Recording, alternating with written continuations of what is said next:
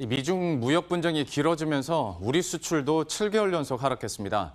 수출 물량은 예년과 큰 차이가 없지만 주력 수출 품목인 반도체와 석유화학 제품들의 수출 가격이 크게 떨어지면서 6월 수출은 지난해보다 13.5%나 줄었습니다.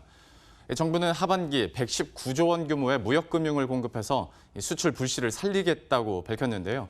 역시 취재기자 연결해서 자세한 내용 알아보도록 하겠습니다. 염혜숙 기자, 먼저 지난달 우리 수출이 또 부진하게 나왔죠?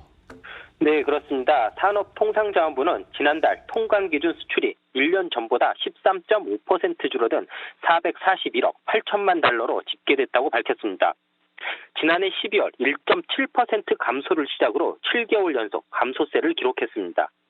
6월 수출 부진은 주력 제품들의 수출 단가 급락과 미중 무역 갈등으로 인한 중국 수출 부진 등 이렇게 크게 두 가지로 분석되고 있습니다. 우선 정부는 미중 무역 갈등이 장기화되면서 우리나라의 중국 수출이 큰 타격을 받은 것으로 보고 있습니다.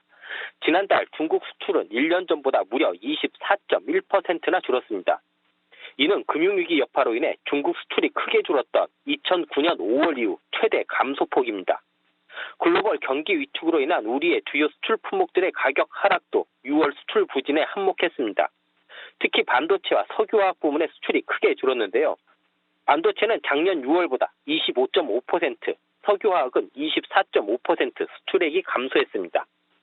수출량 자체는 크게 변화가 없었지만 수출 단가가 급락하면서 전체 수출액이 크게 줄어들었습니다. 지난달 반도체 가격은 1년 전보다 33.2%, 석유화학 제품은 17.3% 가격이 하락했습니다. 또 최근 환율 급등으로 인한 환차선도 10% 이상 발생된 것으로 추정되고 있습니다. 자, 그래서 이제 정부가 수출에 반등을 주기 위해서 대규모 무역금융을 투입한다고 밝혔는데 이게 구체적인 액수나 규모가 어느 정도 됩니까? 네, 정부는 우선 돈이 없어 수출을 하지 못하는 상황을 방지하기 위해 하반기 119조 원의 무역금융을 투입한다고 밝혔습니다. 특히 7월과 9월 사이 3분기에만 70조 원을 집중 지원해 출기업의 자금 애로를 해소할 방침입니다. 또 당초 6월까지 실시하기로 했던 신규 무역보험 한도 2배 우대 조치를 12월까지 연장하고 중국과 베트남, 필리핀에만 적용됐던 보험 한도 10% 일괄 종이액 조치도 미국과 EU로 확대합니다. 수출 시장 다변화를 위한 방안으로 꾸준히 추진하고 있는 신남방, 신북방 정책도 강화합니다.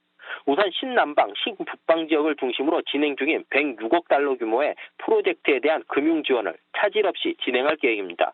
또 정치, 경제적 여건으로 사업 위험이 높은 국가들의 대형 프로젝트를 수주를 돕기 위해 특별 계정도 운영할 방침입니다.